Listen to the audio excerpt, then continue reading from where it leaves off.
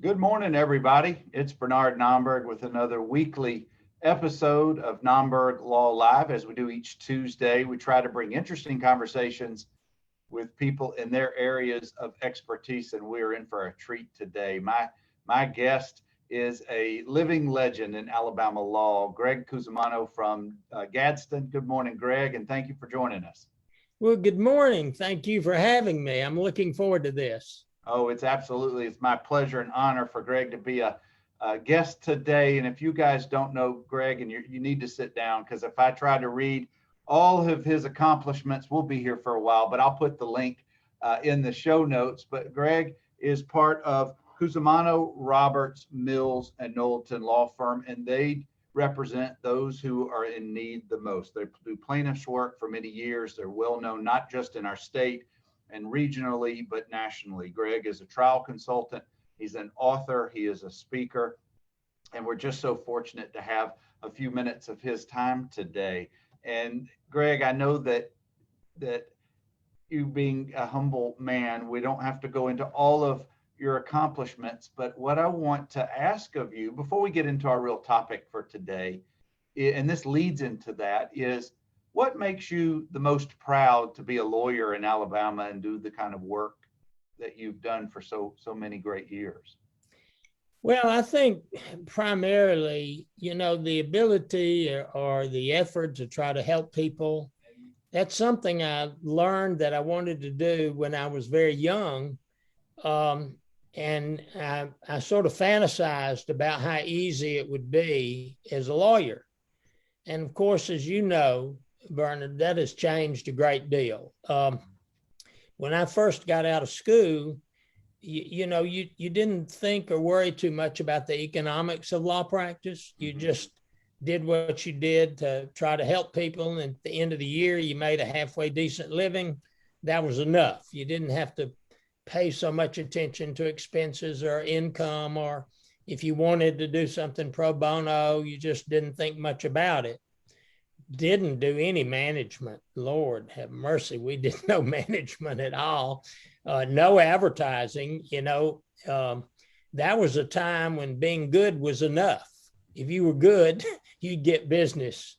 You didn't have to advertise or try to promote yourself. And matter of fact, doing that was not, you weren't well thought of if you did at that particular time. So, I think that was it. There'd been a change going on over that period of time. And when I started trying cases, at first I didn't. When I started trying cases, I thought it was so much fun. I wanted them to keep the courthouse open on Saturday and Sunday. I didn't see why we had to quit 2 days a week. Of course, that changed a little too. Absolutely. Well, guys, about 20 plus years ago, Greg wrote a fantastic article, and it's been revised and refreshed recently. And I don't remember reading it the first time, but I certainly read it the second time.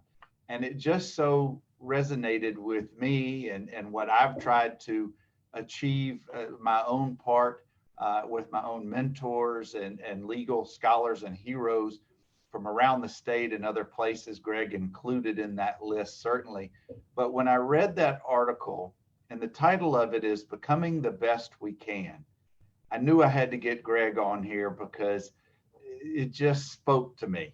And Greg, that's where I want to head with the majority of our conversation today, if that's okay with you. Absolutely. What was the genesis for writing that article?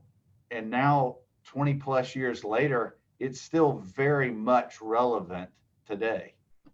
Well, back, I think it was in 96. I don't know exactly when or how, but I got involved in what was Association of Trial Lawyers of America, American Association of Trial Lawyers. That's changed now to AAJ. And I started speaking some, and I was asked, they had a section in the trial magazine called Reflection. And they asked me if I would write an article about why I became a trial lawyer. Well, I'd never really thought about it much, but it challenged me to try to understand how and why I became a lawyer and a trial lawyer. So that was the inception of that article. And to be honest with you, Bernard, I'd totally forgotten about that article. And several weeks ago, the AAJ, American Association for Justice, is celebrating their 75th anniversary.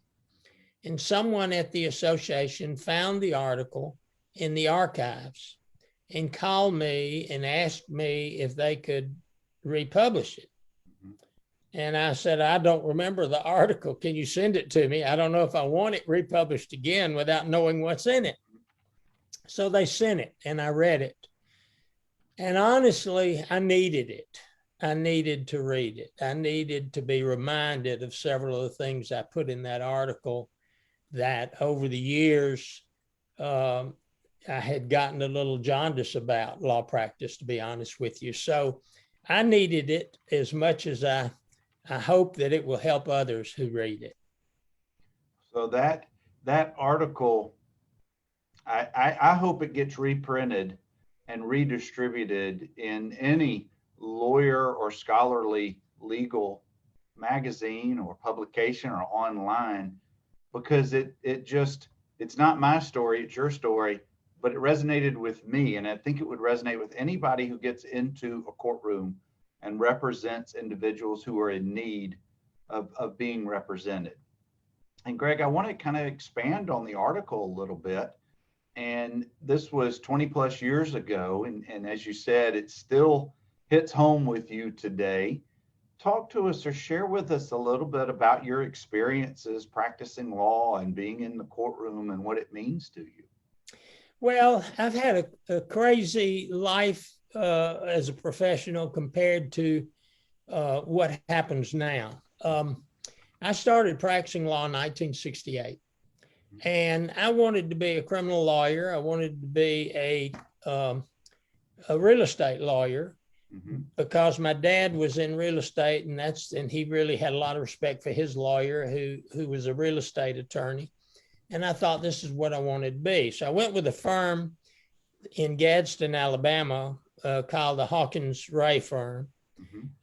George Hawkins had been president of the Alabama Trial Lawyers, and Clarence Ray was a general. So it was an interesting place to be, but they did mostly plaintiff's work, but a broad spectrum of work. So I did criminal work. I did real estate. I did bankruptcy. I did domestic. I did everything you could do. And it didn't take me long to know that I hated criminal practice and real estate practice. I hated looking up these records and trying to clear title. Criminal, I enjoyed the courtroom part of it, but I was shocked not to know whether my client actually did the act or not. I thought a lawyer always knew, but in many cases I tried, including the capital case, I didn't know if my client was guilty or not, and I just didn't like it. I couldn't deal with it. So this is hard to believe, Bernard, but I gave my first closing argument before I passed the bar. I'd never been in a courtroom before. And so I asked General Ray if I could go with him to see this trial. And he said, sure. So I sat there during the trial, really enjoying it. You know, when you get out of law school, you think you've made it, you know. Right. And I'm looking around and listening. And when it came time for the plaintiff's argument, the last part of the argument, he said, you make the argument. I said, what? I haven't passed the bar. I haven't passed the bar. He said, oh, I got it approved by the defense lawyer and the judge. And I said, you're kidding, General. He said, no. So I got up and I walked to the jury and I looked at them. I don't know how long. I felt like 2 or 3 minutes. And finally I spoke and told them it was the first case that I'd ever been in or first case I'd ever seen, blah, blah, blah, blah. We were representing the plaintiff and we ended up getting a verdict above the insurance limits. Now, when I sat down before the jury came in, Mr. Ray said, I've never seen anybody that dramatic in starting an opening argument. I was really proud of you. You had all their attention before you opened your mouth. And I said, General, I didn't think I could speak. I was afraid to open my mouth because I didn't think sound would come out. Well, after that, I ended up trying 20 cases, jury trials to conclusion my first year. And so I tried probably 15 to 20 cases a year for my first 20 years, maybe 25 years. Mm-hmm. So we didn't need to do focus groups. We didn't need to do surveys. We had so much experience with juries, you sort of knew what they were thinking. Unfortunately, today, very few people have the opportunity to have that much experience. So that's sort of where it started. And as I was saying before, that I wanted the courthouse to be open 7 days a week, it got almost like a game to me. I viewed those cases as my cases rather than my clients. I was sort of valuing myself based on how large the verdicts were and whether or not I won to the extent I thought I should win or not. And I remember I had this case, a serious injury of a man about almost 8 to 10 years after I'd started, and I decided I'd gone to a seminar and they said, you need to really know your client and go to the house. And I spent a good bit of time with him in his home. And I think, it really hit me about what I was doing and that I was representing real people, real human beings who had the same emotions and family and life and cares that I had. And it totally changed my perspective on practicing law. I became much more concerned about my client's case rather than mine and what was in their best interest, more so as far as whether I settled the case or not. Sometimes I would make an offer, and if they'd agree to pay it, I was upset because I wanted to go to trial. But, I realized that isn't what I was doing. And it totally changed my life and my approach toward being a lawyer and being a husband and being a father. It just affected me profoundly. And I've tried to hold on to that view that the purpose that we have in representing people that, can't fend for themselves. And, you find folks that have money, power, and influence take care of themselves pretty well. They don't need so much help of a lawyer or the judicial system like others do. So, Greg, let me pause you. Let me pause you for just 2 seconds because I got some names of folks who are watching and want to say hello to you, if that's okay. You may recognize some of these gentlemen. Delane Mountain. Oh, me, Delane. We graduated together. I love him. Great lawyer, great guy. Saul Gruber says he loves listening to you. We'll tell him. I said, hello. Mark Haller is on with us. Yes. And Dad is watching from Gulf Shores. Oh, great. Tell it, hey, I want to come see you when I'm down there next. At least have dinner. You can take me to a place that you know's good. Well, I know that as soon as Fisher's opens back up in about 6 weeks, that's where he'll want to go when you've got some time. But guys, of course, I'm talking with attorney from Gadsden, Alabama, Greg Cusimano. And Greg, I'm just so fortunate has some time for us today. We're talking about an article that Greg wrote in the 90s called, I want to make sure I get the title correct, Becoming the Best We Can. And Greg told earlier in the talk that he was sent this article because they wanted to republish it. He reread it, refreshed it, and it kind of, as you said, has rejuvenated you a little bit.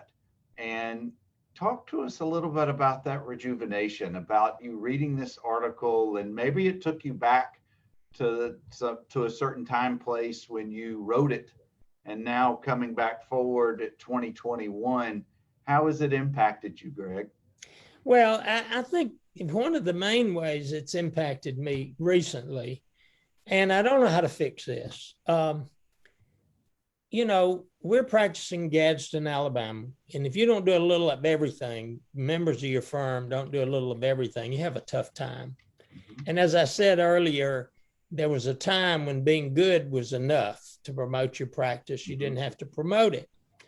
It just reminded me about how frustrating it is to look at the economics of a case now, the cost that's involved in trying to represent someone who can't pay the cost, and most injured people can't. And the fact that you have to determine whether or not you can economically handle a case that is justified. That there was a time, and I know Delane knows this, that was never even, it didn't cross your mind. You did some, over the year, you would end up making a decent living. You didn't have to be concerned about that, even if you lost money in 20% of your cases or 30%.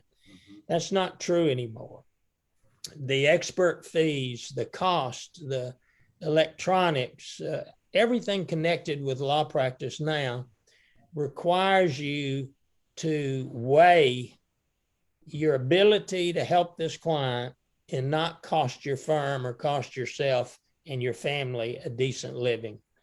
It just reminded me of how difficult it is now for particularly young lawyers to deal with those kinds of things. And I needed to be reminded of what we do and why we do it, and why, as I've always said, I think we're the social architects for this country and democracy. You know, Greg, it's when you were mentioning the economics of whether you can go forward with a case that historically you would have taken and gone to trial, et cetera. The sad reality, and this is what I want you to address for a minute, is that insurance companies know that as well. And they are taking those tactics and using those tactics to unfortunately starve out our clients or put pressure on our clients to accept offers to settle, because they know that our clients, and I'm not talking about COVID and the pandemic, I mean in the last 10, 15 years, that puts a lot of stress, a lot of pressure on a family to settle for money that historically, if you take a case to trial, particularly in Etowah County, you know you're going to do much better than the pennies on the dollar offer that the insurance companies now crave as their offerings to plaintiffs. Yeah, I think a big problem, and I don't relate this to all firms that do mass number of cases. So this isn't true for all of them. Some of them do the very best they can, but there are a lot of folks across the country that gather cases like they're gathering a crop, and they're settling them for 20%, 10, 15, 20% on the dollar. Well, insurance companies now operate through their computer system, and they plug all that in. If you have a case with somebody who's got a back injury, and it's a decent case and decent liability, and the case is worth $30,000, $40,000, $50,000 if you go to trial, and they're settling those cases by the thousands for $10,000, $15,000, they're not going to pay you more. And they don't care if you go to trial and get $50,000, $60,000, $70,000, because you're an outlier. Their computer system, so this is what they need to pay. So the problem is, at least in our firm and most firms, if you've got a case that's worth $10,000 or $15,000, $20,000, and you know you're going to have to try it, it would probably be cheaper to give that client $10,000 and ask them to get another lawyer than handle it. Because if you take that case, which is deserving, and you go to trial and you do it on a percentage, a contingency, that case is going to cost you money. It's like costing $6 to make a widget and sell them by $4. So what happens, and I think as a profession, we have a responsibility to make sure those people can be taken care of. And yet, I don't know how you do it if it leads to your own bankruptcy. So, unless all of us started trying those cases and we changed the analogs on their computer systems. I don't know how to fix that. And it's really depressing to me. Many times, often I feel like I'm leaving this profession worse than I found it. And that is depressing to me, because that was not my thoughts and goals. Well, I hope ultimately that's not going to be your sentiment, because the impact and imprint you have left and are leaving on our profession is the polar opposite of that. You have benefited colleagues, not just in the state of Alabama for many years, but around the country, because I know you speak quite frequently around the country. Your books that come out and updated each year. Guys, I could go on and on and on, but I did put a link of Greg's accomplishments. And I know that's not why we're here. He doesn't want to hear all of that. But what people need to know who don't know Greg is how he has benefited our profession. I put a link to the article that's it's on their website, the firm's website, but I put a link in the show notes so you can easily click on it and see Greg's article. And from there, you can read his bio and see his accomplishments.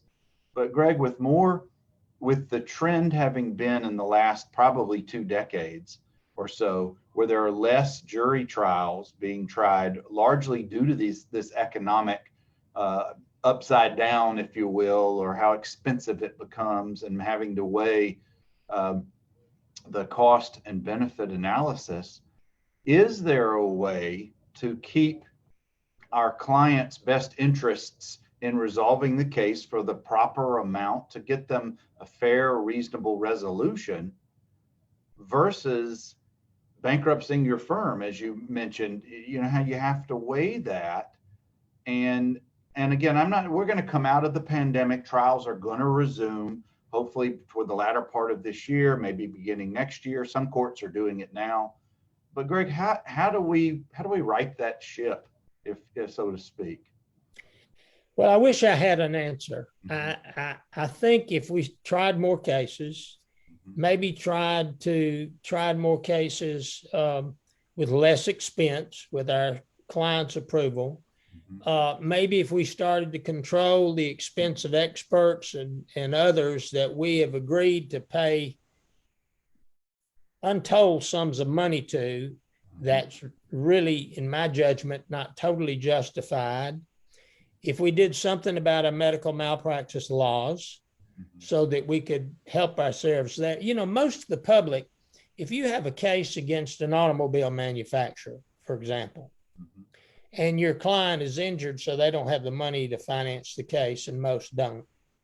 Most folks don't know it would cost that lawyer or law firm $500,000 at least to get that case prepared for trial. Now, there was a time that I sued General Motors and others, and I would have an expert from the trade school and did pretty well. I can't take those kinds of cases anymore because of the cost. And a lot of that we brought on ourselves. And until the profession feels like we have a responsibility to serve all and to try to figure out some way to do it collectively, I think the defense lawyers would agree with us on this, because they're paying those kind of fees as well, that somehow we could do a better job. And I certainly hope you and the younger members of the bar take an effort. Delane and I'll do all we can to help, but we're passing that baton on to you guys. Well, I ladies certainly, and gentlemen. Greg, I certainly take that as a compliment. Even though I've been practicing now 25 years, I'll pass it on to the next group coming behind me. And I appreciate that compliment. Greg, let's pivot for we got a couple of more minutes. And of course, guys, I'm talking with Gadsden attorney Greg Cusimano. We're talking about kind of the way he sees the practice of law these days, how things have changed over years, trying cases.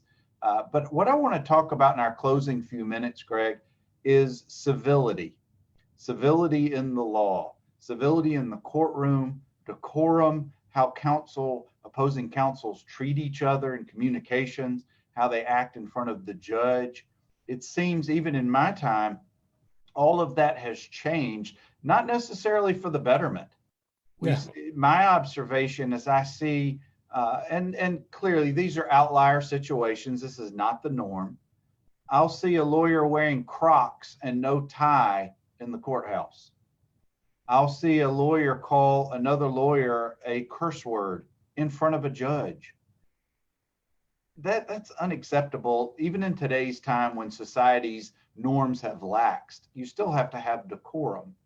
Talk about decorum in the late 60s, early 70s compared to what you're seeing these days. Well, the decorum, you're right about decorum, but I would step back another step and say the biggest difference that I see today is we were all friends back when I started practicing law. I mean, you would fight tooth and toenail with a lawyer on the other side. But that didn't mean that if you had to go to Birmingham for depositions or to New York, you didn't travel together. We traveled together. We had dinner together.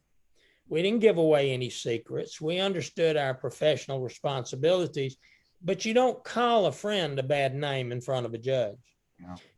You don't treat them in ways that aren't civil. If you consider them a friend. And one of the biggest differences I see, this is sort of crazy, but they used to say on computer systems, junk in, junk out. The lawyers on both sides used to control what happened in a courtroom. Clients didn't control the lawyers. The clients didn't say you can't produce that document or you can't tell them about this witness.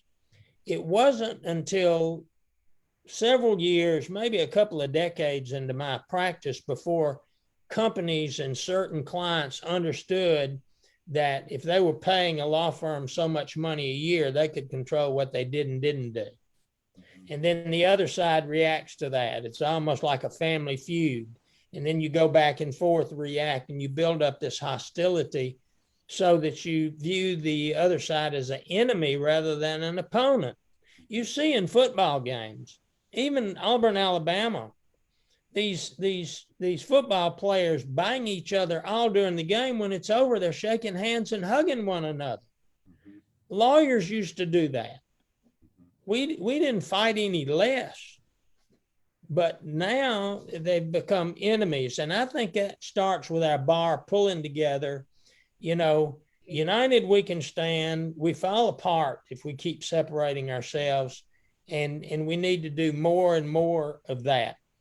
There used to be really grills or coffee shops near almost every courthouse when I started practicing law.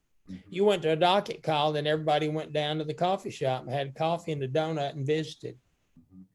You don't see that anymore. You just don't see the interaction of the lawyers anymore, and they become polarized just like politics, which is really sad. And we could reverse that. We can. That's within our power. It seems like everybody's so busy or acts so busy or so important. You're right. I think it's that way. And then maybe this mimics society as a whole, in that slowing down and having a good conversation, or actually listening to somebody when you're in that conversation and not with your phone in your face. And this is, I hate to sound like one of those guys, but you're right. I think that all of those have impacted how we treat each other as lawyers. And you wonder why lawyers get bad reputations sometimes. And it's so easy on social media to just call out a lawyer for whatever you're mad about. I'm not talking about lawyer to lawyer. I mean a client who may have had a bad experience or expectations weren't met, whatever it is. You have to be so vigilant. You have to be so mindful of how you communicate with people. But you've always had to have that. That's not just today. It's just easier today for you to get called out on it. That's right. For sure. Gosh, Greg, we got about 2 or 3 more minutes and we'll be out of here. And I have so enjoyed hearing you, talking with you today, and just listening to your perspective on the law and how you and your firm have treated people for so long. I want to leave you with the last word. let's say that you're talking to a newly graduated lawyer, just come out of law school, passed the bar, has the biggest ambitions in the world, but it's 2021. We're still in the pandemic. It's not when I came out in the mid 90s or when you came out in the late 60s. It's a whole different ball game. What two or three things maybe should a new lawyer think about as they're beginning their endeavors in this wonderful profession? Well, before I touch that, let me thank you for allowing me to sort of vent a little bit. and I haven't had a chance to share these kind of thoughts with very many people in any kind of way. I hope they're accepted. I know some people won't understand, but I think if I was going to try to talk to, and I've got a grandson that's at the university now that wants to go to law school, and a granddaughter that plans to go to law school. Well, hopefully they'll listen and watch this in the upcoming days or weeks. So go ahead. Doubt it, but I doubt it. We'll find them. But, I think the idea is to remember that there is a right and wrong, and that becoming a better lawyer is not a whole hell of a lot different than becoming a better person.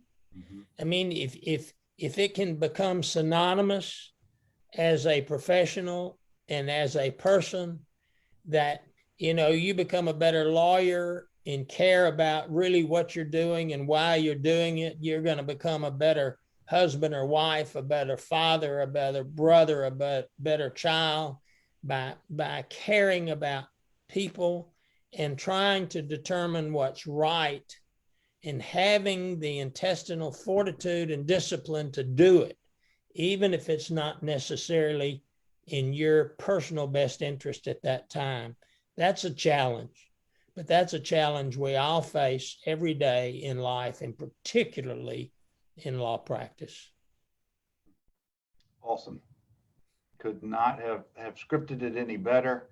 And I'm going to go on record now to you get my vote to be a co-host with me every Tuesday coming forward. Doesn't matter who we interview. I need you by my side, maybe even leading this group. But Greg, thank you so much for sharing your experience, your wisdom, your insight, and just being here today has just been a real treat for me. Well, thank you for asking me. It's really turned out to be special. To be honest with you, I was a little afraid, not knowing what you were going to ask me and not knowing what I was going to say. So I hope when I listen to this, I'm not going to be disappointed in myself. You're far from it. Far, far from it. This has been shared out a whole bunch of times already while we've been live. I want to thank Clint Mountain, Delaine's son and partner, for sharing it out. Delaine, thank you for the kind words just now. And we also hope to see everybody in person in the upcoming days and weeks. We hope you guys continue to be safe, to be patient. And as we do on Nomberg Law Live each Tuesday, it's interesting conversations with people in their areas of expertise. And I can think of no finer example than my conversation today with Greg Cusimano out of Gadsden. So thank you all. Thank you again, Greg. And guys, we will catch you again next Tuesday, 10 o'clock Central, 8 a.m. Pacific. Y'all be well. Thank you. Bye.